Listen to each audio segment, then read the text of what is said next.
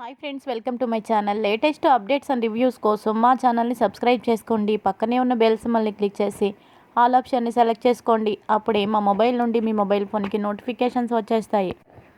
Balu Mounika office దగ్గరికి వెళ్ళి చాలా కోపంగా ఇంటికి వస్తాడు. ఇక మీనా బాలు ఆవేశాన్ని చూసి ఏం జరిగిందండి, ఎందుకు ఇంత కోపంగా ఉన్నారు అని అడుగుతుంది. మౌనిక ఆఫీసులో లేదు, ఆఫీసు మానేసిందంట. నాకు చాలా కోపంగా ఉంది. నేను అనుకున్నంత పని జరిగింది. ఆ సంజుగాడు మోసం చేసి చెల్లిని పెళ్లి చేసుకున్నాడు. ఉద్యోగం కూడా ఇప్పుడు మానేసింది అంటే ఖచ్చితంగా వాడు కావాలని చెల్లిని హింస పెడుతున్నాడు. ఇప్పుడే వెళ్ళి వాడి అంతు చూస్తాను. ఆ ఉద్యోగం నా చెల్లెలు ఎంతో కష్టపడి ఇక్కడ ప్రభావతమ్మని అందరినీ ఒప్పించి ఆ ఉద్యోగం సంపాదించుకుంది. కానీ ఇప్పుడు ఆ ఉద్యోగమే వాడు మానిపించేయడం ఏంటి? నేను వెళ్ళి తన పరిస్థితి ఏంటో తెలుసుకుంటాను అని వెళ్ళబోతూ ఉండగా మీనా ఆపుతుంది. ఏవండి, ఆగండి, మీరు ఈ ఆవేశంలో వెళ్తే అక్కడ గొడవ అవుతుందండి. తను ఏ కారణంతో మానేసిందో మనకి తెలియకుండా మనం అలా వెళ్ళకూడదండి. ఆడపిల్లని ఇచ్చిన వాళ్ళం, మనం కాస్త అణిగిమణిగే ఉండాలండి అని మీనా చెప్తూ ఉంటుంది. ఇంకా ప్రభావతి ఇలా అంటుంది. ఏంట్రా అసలేమనుకుంటున్నావు? అత్తారింట్లో దాన్ని సరిగ్గా కాపురం చేసుకోనివా? అది కోటీశ్వరుల ఇంటికి కోడలిగా వెళ్ళింది. ఉద్యోగం చేయించే పని వాళ్ళకేముంది? అంత కర్మ వాళ్ళకేం పట్టిందని? మౌనిక సంపాదిస్తే ఆ సంపాదన మీద ఆధారపడి బ్రతికే వాళ్ళు ఎవరూ లేరు. అందుకనే ఆ ఉద్యోగం మాన్పించేసి ఉండుంటారు. ఆయన ఇంటి కోడలు ఆఫీస్కంటూ అలా వెళ్తూ ఉంటే చాలామందికి నచ్చదు. అందుకని వాళ్ళు మాన్పించేసి ఉంటారు. ఈ విషయంలో నువ్వెందుకు అంత కోప్పడుతున్నావు? పెళ్లి విషయంలో కూడా నువ్వు చాలా రాద్ధాంతం చేశావు. ఇప్పుడు కూడా అక్కడికి వెళ్ళి రాద్ధాంతం చెయ్యాలనుకుంటున్నావా ఏంటి అని ప్రభావతి అంటుంది. ఇంకా సత్యం కూడా, అదేంట్రా బాలు, ఆఫీస్లో మౌనిక లేకపోవడం ఏంటి అని అంటే, అదే కదా నాన్న నా బాధ కూడా. ఉద్యోగం చేస్తాను అని ముందే చెప్పింది, కానీ తను ఇప్పుడు ఎందుకు మానేసిందో కనుక్కుంటానంటే ఇక్కడేం నన్ను వెళ్ళనివ్వడం లేదు అని ఇంకా బాలు అంటూ ఉంటాడు. ఇక్కడ ఇలా ఉండగా మరో పక్కన మౌనిక ఏడుస్తూ ఉంటుంది. సంజు బయటికి వెళ్ళిపోతాడు. తర్వాత సంజు వాళ్ళమ్మ మౌనిక దగ్గరికి వస్తుంది. ఏమైందమ్మా, ఎందుకు ఏడుస్తున్నావో? నీ పరిస్థితి చూసి నా గుండె తరుక్కుపోతుంది. అందుకనే ఓ తల్లిగా నేను చెప్తున్నాను, నీ తల్లిగా నేను చెప్తున్నాను. నా కొడుకుకు తల్లినైనా కూడా నేను ఈ బాధని భరించలేకపోతున్నాను. ఆ తాళి తీసి వాడి మొహం మీద కొట్టేసి వెళ్ళిపోమ్మా, వాడు మంచోడు కాదు. ఏదో ఒకరోజు నిన్ను నీ కుటుంబాన్ని వాడు చంపేస్తాడమ్మా. వెళ్ళిపో, ఈ బాధలన్నీ కూడా ఇంకా నీకు ఉండవు. జరిగిందంతా చెప్పేసి వీడిని వదిలేసి వెళ్ళిపోమ్మా. నేనేదో ఒకటి చెప్పుకుంటాను, నేను చూసుకుంటాను అని సంజు వాళ్ళమ్మ మౌనికతో అంటూ ఉంటుంది. ఇక మౌనిక ఇలా అంటుంది. లేదత్తయ్య గారు, అలా నేను ఎప్పటికీ చేయను. ఒక్కసారి నా మెడలో తాళి కట్టాక చచ్చేదాకా ఆయన నా భర్తే. నా భర్తని నేను మార్చుకుంటాను. నా భర్తని మార్చుకోకుండా నేను ఉండను. ఖచ్చితంగా నేను మార్చుకుంటాను. మీ అబ్బాయికి నా మీద ప్రేమ లేకపోవచ్చు, కానీ ఆయన నన్ను చూసిన మరుక్షణం నుంచి ఆయన మీద నేను ప్రేమ పెంచుకున్నాను. ఈ జన్మకి అతనే నా భర్త, అతనితోనే నా జీవితం. అందుకని నేను ఆయన్ని విడిచి ఎక్కడికి వెళ్ళను అత్తయ్య గారు అని ఏడుస్తుంది. ఇంత మంచి అమ్మాయి దొరికినందుకు వాడు ఎంతో ఆనందంగా నిన్ను పువ్వుల్లో పెట్టుకొని చూసుకోవాలి. కానీ నిన్ను ఎందుకు ఇంత హింస పెడుతున్నాడో నాకు అర్థం కావడం లేదు. నేను చెప్పినా నువ్వు వినడం లేదు అని చెప్పి ఇంకా అంటూ ఉంటుంది సంజు వాళ్ళమ్మ. ఏమైందమ్మా, అసలు ఏం జరిగింది? వాడు ఎందుకు నీ మీద కోపంగా ఉన్నాడు? ఫోన్ ఎందుకు తీసుకున్నాడు? ఇందాకంత బాగానే ఉన్నాడు కదా అని అంటే, అన్నయ్య ఫోన్ చేశాడు అత్తయ్య గారు. అన్నయ్య ఫోన్ చేస్తే నేనేమో ఏమీ మాట్లాడలేదు. మా అన్నయ్యకి ఫోన్లో నేను మాట్లాడొద్దని ఆయన నన్ను కోప్పడుతున్నారు అని అంటే, ఇప్పుడు సంజు వెళ్ళిపోయాడు కదా, నువ్వు ఫోన్లో చెప్పు, నువ్వు మీ అన్నయ్యతో నువ్వు మాట్లాడు అని అంటుంది. లేదత్తయ్య గారు, అలా నేను మాట్లాడితే ఆయన కాల్ డేటా తీస్తారు, అందుకనే అలా చేయను. కానీ నాకు చాలా కంగారుగా ఉంది. మా బాలు అన్నయ్య ఆఫీస్కి వచ్చి వెళ్ళారట. అక్కడ నేను లేను, నేను మానేశాను అని నా ఫ్రెండ్ చెప్పిందట. అన్నయ్య ఆవేశంతో ఇక్కడికి వస్తాడేమో, గొడవ జరుగుతుందేమోనని నాకు చాలా భయంగా ఉంది. అన్నయ్యకి చాలా ఆవేశం ఎక్కువ, కోపం ఎక్కువ. అన్నయ్య కోపాన్ని, ఆవేశాన్ని ఎవ్వరూ తగ్గించలేరు. చాలా బీభత్సమే సృష్టిస్తారు. అన్నయ్య కోపానికి ఆయన ఎక్కడ బలైపోతారేమోనని నాకు చాలా కంగారుగా ఉంది. కాళ్ళు చేతులు ఆడడం లేదు అని అంటే, అమ్మా నేను చూసుకుంటాను, నువ్వు మీ పుట్టింటికి వెళ్ళిరా అమ్మా. సంజు రావటానికి చాలా టైం పడుతుంది. నువ్వు వెళ్ళినట్టు నేను అస్సలు చెప్పను. వెళ్ళి నువ్వు ఏం చెప్పుకుంటావో అలా చెప్పుకొని గొడవ లేకుండా చూసుకొని వస్తాను అంటే, వెళ్ళమ్మా వెళ్ళు అని అంటుంది. అత్తయ్య గారు భయంగా ఉంది అని అంటే, భయం ఏమీ లేదు.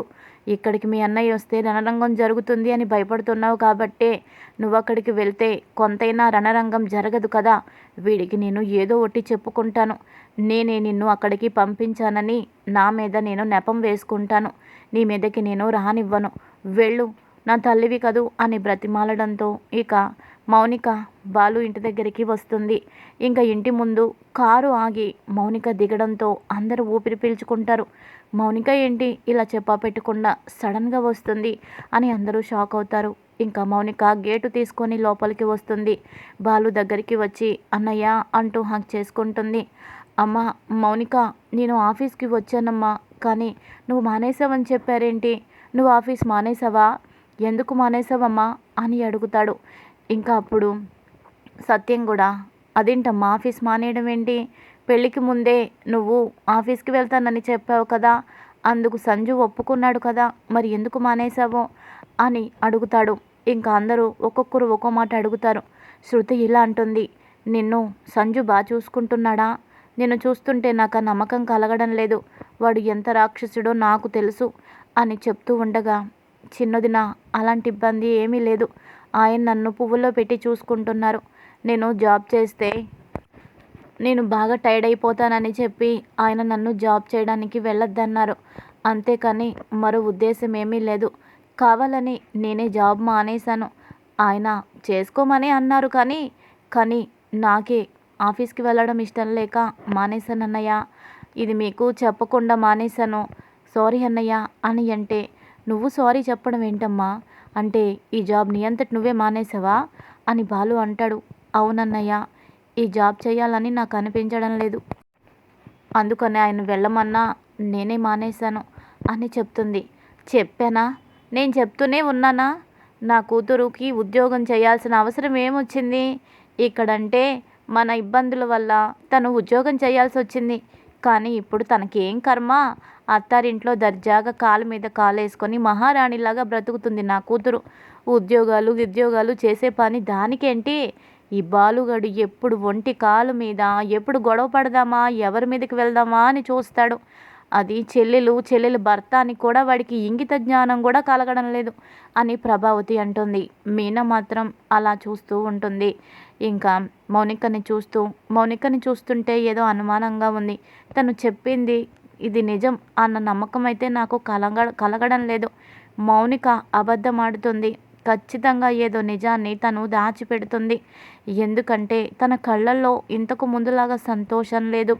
పుట్టింటికి వచ్చినప్పుడు చాలా సంతోషంగా ఉంటుంది అత్తారింటి నుంచి. తర్వాత చాన్నాళ్ళ తర్వాత పుట్టింటికి వచ్చింది. కానీ తనలో ఆ సంతోషం మచ్చుకైనా కనిపించడం లేదు.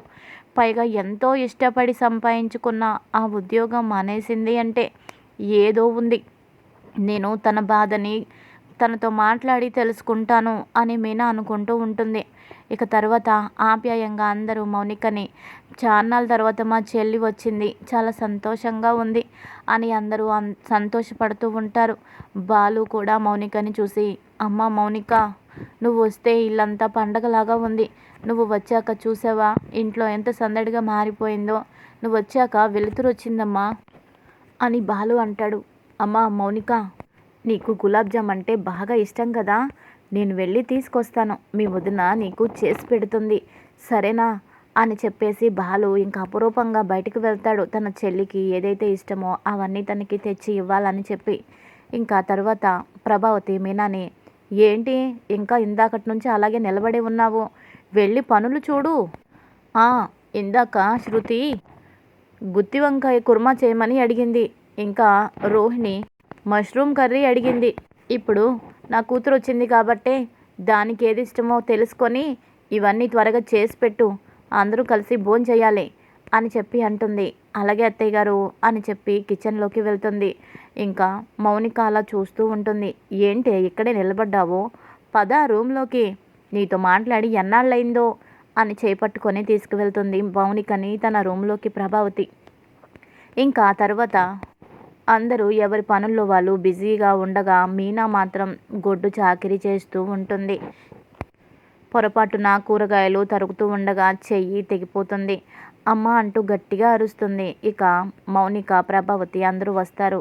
ఏం జరిగింది, ఇక్కడేదో కొంపలంటూ పోయినట్టు ఎందుకు అంత గట్టిగా అరుస్తున్నావు, ఏదో చేతికి చిన్న గాయం అయింది, ఆ మాత్రం దానికి ఎందుకు అలా గగ్గోలు పెడుతున్నావు, ఏదో గ్యాస్ లీక్ అయిపోయి ఇక్కడేదో నువ్వు చచ్చిపోయినట్టు ఎందుకు అంత గగ్గోలు పెడుతున్నావు అని అనడంతో అత్తయ్య గారు బాగా నొప్పిగా అనిపించింది, అందుకే అలా అరిచాను అని అంటుంది. ఇక మౌనిక, అయ్యో వదినా, నేను నీకు మందు రాస్తానుండు అని కొంచెం పసుపు పెట్టి కట్టుకడుతుంది. అయినా కూడా ఆ చేత్తోనే ఇంకా పనులవన్నీ చేస్తూ ఉండడంతో ఏంటమ్మా పాపం వదిన ఎంత కష్టపడుతుంది, చేయి తెగింది అయినా తనే కష్టపడి పని చేస్తుంది, పెద్దొదిన చిన్నొదిన వచ్చి సాయం చేయొచ్చు కదా, ఇంకా తనని ఎందుకు ఇబ్బంది పెడతావు అని అంటే, నోరు మూసుకో, ఇలా రావే నువ్వు, శృతి గురించి ఏమనుకుంటున్నావు, తను గొప్పింటి అమ్మాయి, ఈ పనులవన్నీ తనకి చేత కాదు, రోహిణి కూడా గొప్పింటి అమ్మాయి కాబట్టే తనకి పనులన్నీ చేత కావు, కానీ ఈ మీనా చిన్నప్పటి నుంచి పేదరికంలో పెరిగింది కాబట్టే ఈ పనులు కష్టాలు అవన్నీ తనకి తెలుసు, ఈ పనులన్నీ ఒంటి చేత్తో చేస్తుంది, ఇలాంటి గాయాలు ఎన్ని జరుగుంటాయి, ప్రతిదానికి తనేమి బాధపడిపోదు, ఓర్చుకుంటుందిలే అని చెప్పి, ఏంటి మౌనిక, ఏంటి విశేషాలు, మీ అత్తయ్య నిన్ను ఎలా చూసుకుంటుంది, బాగా చూసుకుంటుంది కదా, నీ భర్త నిన్ను బాగా చూసుకుంటున్నాడు కదా, మీ మామయ్య గారు అందరూ నిన్ను బాగా చూసుకుంటున్నారుగా, ఎందుకు చూసుకోరులే, ఏరి కోరి చేసుకున్నారు కదా, నా కూతురు మహారాణి, నీ జాతకమే అటువంటిది, అందుకనే ఆ ఇంట్లో పడ్డావు, ఆ ఇంట్లో పడ్డందుకు నువ్వు అదృష్టవంతురాలివి కాదు, నిన్ను చేసుకున్నందుకు వాళ్ళే అదృష్టవంతులు అని కూతురు గురించి గొప్పగా చెప్తుంది.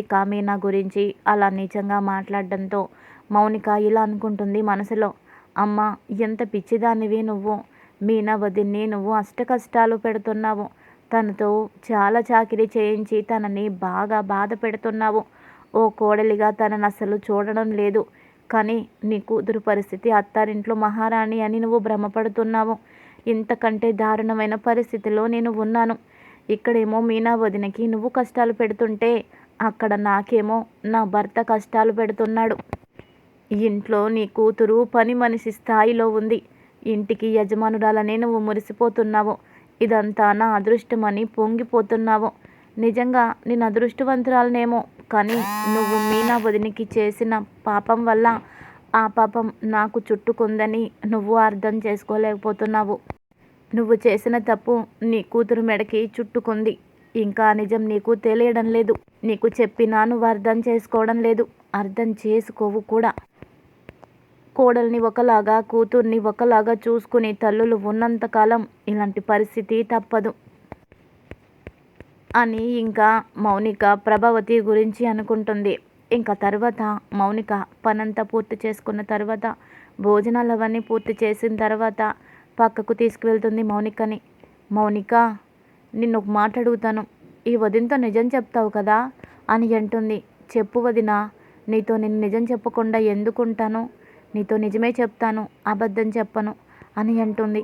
మీ అత్తారింట్లో నువ్వు సంతోషంగా ఉన్నావా, నిజం చెప్పు అని అంటే, వదిన అలా అడిగేవేంటి వదిన అని అనగానే, నీ కళ్ళు చూస్తుంటే నాకు అర్థమైపోతుంది, నీ కళ్ళల్లో కన్నీరు ఏ క్షణంలో బయటికి వద్దామా అని ఎదురెదురు చూస్తున్నట్టు నీ కళ్ళు నాకు కనిపిస్తున్నాయి, గుండెల్లో ఎంతో బాధ దాచుకున్నట్టు నాకు అనిపిస్తుంది, ఎందుకంటే దగ్గర నా పరిస్థితి కూడా అలాంటిదే కాబట్టే నేను పసిగట్టగలిగాను, నువ్వు సంతోషంతో ఇంటికి రాలేదు, ఏదో బాధతో ఇక్కడికి వచ్చావు, గుండెల్లో మోయలేనంత భారం నీ మనసులో ఉందని నాకు అనిపిస్తుంది, చెప్పు సంజు నిన్ను బాగా చూసుకుంటున్నాడా, బాగా చూసుకోవడం లేదు కదా అని అనగానే, వదిన అంటూ కన్నీరు పెట్టుకుంటుంది. చెప్పు మౌనిక, పర్వాలేదు చెప్పు, నీకు నేనున్నాను, మీ అన్నయ్య కూడా ఉన్నాడు, నీ గురించి ఎలాంటి శక్తినైనా మీ అన్నయ్య ఎదిరిస్తాడు, నీ సంతోషమే మీ అన్నయ్యకి ముఖ్యం, ఆ విషయం నీకు తెలుసు కదా. అలాంటి నీ సంతోషం ఈరోజు ఆవిరైపోయింది. ఆయన చూస్తూ ఊరుకోరు. చెప్పు, నీ మనసులో బాధ బయటపెట్టు అని అంటే, అందుకే వదిన, అందుకే నా మనసులో బాధ నేను బయటపెట్టను. అన్నయ్య గురించి తెలిసే నేను బయటపెట్టను. పెళ్ళి కాకముందు అన్నయ్య నా పంచ ప్రాణం. కానీ పెళ్ళైన తర్వాత ఆయన కూడా నాకు ప్రాణమే. ఓ పక్కన ఆయన వల్ల అన్నయ్య ఇబ్బంది పడ్డం, అన్నయ్య వల్ల ఆయన ఇబ్బంది పడ్డం నేను భరించలేను. ఇద్దరూ నాకు కావాలి. నాకు ఆ ఇంట్లో సంజు నరకం చూపిస్తున్నాడు అని తెలిస్తే నా భర్తని అన్నయ్య ఖచ్చితంగా నరికేస్తాడు. అందుకనే నేను కష్టాలు పడుతున్నా. ఈ కష్టాలు నేను చెప్పుకోలేను. నా కష్టాలు ఆ భగవంతుడు తీర్చాలే కానీ నేను చెప్పుకుంటే ఇంకా ఎక్కువ అవుతాయి కానీ అవి తక్కువ అవ్వవు అని మనసులోనే అనుకొని, వదిన అదేమీ లేదు వదిన, నేను సంతోషంగానే ఉన్నాను వదిన, నన్ను నమ్ము వదిన, నీతో అబద్ధం నేను చెప్తానా చెప్పు. మా అమ్మతోటైనా అబద్ధం చెప్తాను కానీ నీతో ప్రతిదీ నిజమే చెప్తాను. మా అమ్మ నన్ను పట్టించుకోదు. నువ్వు మాత్రం పెళ్ళైన దగ్గర నుంచి నన్ను కళ్ళల్లో పెట్టుకొని చూసుకుంటావు. అలాంటి నీతో నేనెందుకు అబద్ధం చెప్తాను వదిన అని అంటుంది. నిజమేనా? నేను నాతో నువ్వు నిజమే చెప్తున్నావా అని అంటే, నిజం వదిన, నా మీద ఒట్టు అని చెప్పి మౌనిక అనేస్తుంది. ఇంకా తర్వాత మౌనిక తన ఇంటికి వెళ్ళిపోవడానికి కార్ డ్రైవర్కి ఫోన్ చేస్తూ ఉంటే మీనా బాలు ఇలా అంటారు. అమ్మ మౌనిక, మేము ఇంటి దగ్గర డ్రాప్ చేస్తామమ్మా. ఇంక ఇప్పుడు కార్ ఎందుకు, మీ ఇంటి దగ్గరికి వచ్చి నేను దగ్గరుండి డ్రాప్ చేస్తాము అని అనడంతో, వద్దన్నయ్య వద్దు, నేనే వెళ్తాను, మీరు రావద్దు అని కంగారు పడుతుంది. తన కంగారుని చూసి ఇంకా మీనా ఏంటి ఇలా కంగారు పడుతుంది, మేమిద్దరం అక్కడికి వస్తే ఏమవుతుంది అని అనుకుంటూ ఉంటుంది. ఇక తర్వాత శృతి, ఏంటి మౌనిక అంత కంగారు పడుతున్నావు, మమ్మల్ని మీ ఇంటి దగ్గరికి రావద్దని చెప్పాడా ఏంటి సంజు, ముఖ్యంగా బాలుబాబు గారిని రావద్దని చెప్పాడా, అంత భయపడుతున్నావేంటి అని అంటే, అబ్బే అదేమీ లేదు వదిన, అదేమీ లేదు, నేను వెళ్ళొస్తాను అని చెప్పేసి హడావిడిగా వెళ్తూ ఉండగా ఇంకా శృతికి మౌనిక చెంప మీద ఎర్రగా కందినట్టు గమనిస్తుంది. గమనించిన తర్వాత మీనాతో, మీనా అక్క, శృతి ఏదో మౌనిక ఏదో దాచిపెడుతుందేమో అనిపిస్తుంది. మౌనిక ఫేస్ చూస్తుంటే అర్థం కావడం లేదు. తన చెంప బుగ్గ కూడా ఎర్రగా కందిపోయింది. తను మనిషి కూడా బాగా మారిపోయింది. తనలో జీవకళ కూడా కనిపించడం లేదు. ఆ సంజు ఎలాంటి వాడో నాకు తెలుసు కాబట్టే మౌనిక ఎన్నో కష్టాల్లో పడుతుందని నా మనసుకి బాగా అనిపిస్తుంది. వాడి దగ్గర ఎప్పుడూ రివాల్వర్ ఉంటుంది. ఆ రివాల్వర్తో 10 నిమిషాలకోసారి నరక యాతన, మృత్యువంత భయం, బాధ వాడు కలిగిస్తాడు. ఎందుకైనా మంచిది ఓసారి తనతో నువ్వే మాట్లాడి తన బాధని తెలుసుకో. లేదంటే తను చెప్పకపోయినా ఏదో రకంగా తన బాధనైతే నువ్వు తెలుసుకో మీనా వదిన, మీనా అక్క అని అంటుంది. అవును శృతి, నేను కూడా అదే అనుకుంటున్నాను అని చెప్పి అంటుంది. ఇంకా ఆ తర్వాత ప్రభావతి బాలు మీద, మీనా మీద విరుచుకుపడుతుంది. అసలు మీరిద్దరూ ఎందుకు ఇన్వాల్వ్ అవుతున్నారు, మీకు ఏం సంబంధం, మీలాగే రవి, మనోజ్ వాళ్ళిద్దరు కూడా అన్నయ్యలో, అలాగే శృతి, రోహిణి ఇద్దరు కూడా వదినలే, వాళ్ళందరికీ లేని బాధ మీ ఇద్దరికే ఎందుకు, దాని జీవితంలోకి ఎందుకు తొంగి చూడాలనుకుంటున్నారు, అది సంతోషంగా ఉండడం మీకు అక్కర్లేదా, నా కూతురు జోలికి వెళ్ళారంటే బాగోదు అని అనడంతో మీనా, ఆపుతారా అని గట్టిగా అరుస్తుంది. ఏంటి నోరులేస్తుంది, నా కూతురు విషయంలో జోక్యం చేసుకుంటే బాగోదు అని చెప్పి అంటుంది.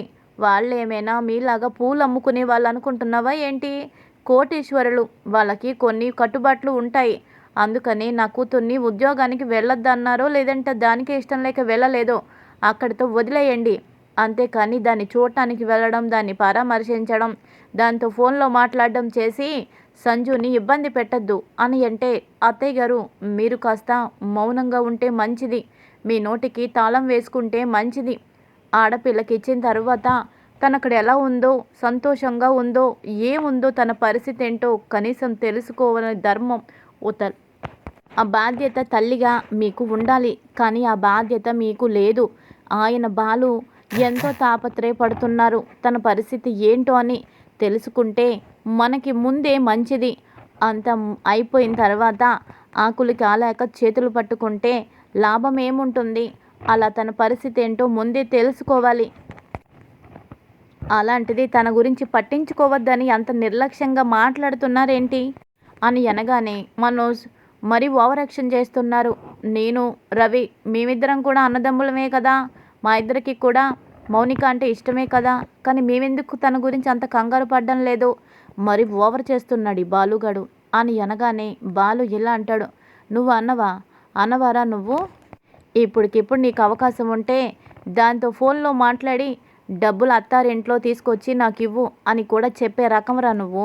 దాని జీవితం ఏమైపోయినా పర్వాలేదు, కానీ నీ స్వార్థంగా నువ్వు బాగుంటే చాలు అని అనుకునే రకంరా నువ్వు. జలగవిరా, డబ్బును పీల్చే జలగవి అని ఇంకా మీదకి వెళ్ళబోతూ ఉంటే మీనా బాలుని ఆపుతుంది. ఆగండి కాస్త మీరు. అత్తయ్య గారు మీరు వద్దన్నా అవునన్నా కాదన్నా మౌనిక గురించి మేము ఆలోచిస్తాము, తన గురించి తెలుసుకుంటాము, తను అక్కడ ఎలా ఉందో మేము వెళ్ళి కళ్ళారా చూసి తన గురించి తెలుసుకుంటాము. మీరు వద్దని చెప్పినా మేము ఆగము. ఎంతసేపు తన వెనుక ఉన్న డబ్బునే చూస్తారు, కానీ మీ కన్న కూతురి కళ్ళల్లో కన్నీరు మీకు కనిపించిందా? తన మనసులో బాధ ఆవేదన మీకు కనిపించిందా? కన్న కూతురితో ప్రేమగా ఆప్యాయంగా మాట్లాడారా? ఎంతసేపు డబ్బు యావ తప్పితే మీకు ఏమీ కనబడ్డం లేదు. నా జీవితంలో ఎంతోమందిని చూశాను, కానీ మీలాంటి మనిషిని మాత్రం నేను చూడలేదు అని మీనా మొదటిసారి ప్రభావతి మీద గొంతెత్తి గట్టిగా అరవడంతో ఇక బిక్క చచ్చిపోతుంది ప్రభావతి. ఇది ఈరోజు ఎపిసోడ్. మరి తర్వాత రాబోయే ఎపిసోడ్లో ఏం జరుగుతుంది ఇవన్నీ కూడా ముందు తెలుసుకుందాం. Thanks for watching.